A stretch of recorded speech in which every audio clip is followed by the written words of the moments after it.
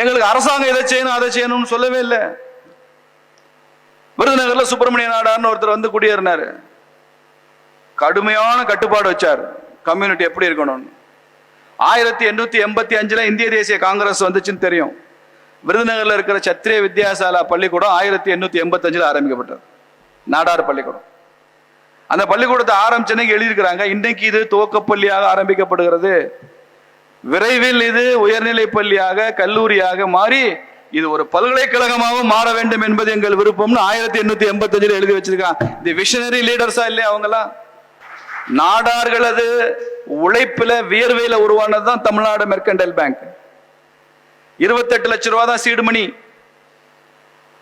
உலகத்திலேயே Tamil Nadu mercantile bank மாதிரி ஒரு சக்சஸ் ஸ்டோரி உலகத்திலே கிடையாது. 28 லட்சம் ரூபாய் சீடு மணியில ஆரம்பிச்சு இன்னைக்கு கோடிக்கு டெபாசிட் வச்சிருக்கிற வங்கி அந்த வங்கி. ஒரு சைனீஸ் பழமொழி இருக்கு, you true a small circle and kept me out. நீ ஒரு சின்ன வட்டம் வரைந்தாய், என்னை வட்டத்திற்கு வெளியில் வைத்தாய், ஆனால் நான் ஒரு பெரிய வட்டம் வரைவேன், உன்னை வட்டத்திற்கு உள் வைத்துக் கொள்வேன் அப்படின்னு சொன்ன. ஏன்னா எனது அணுகுமுறை இன்க்ளூசிவ், எக்ஸ்க்ளூசிவ் இல்லை.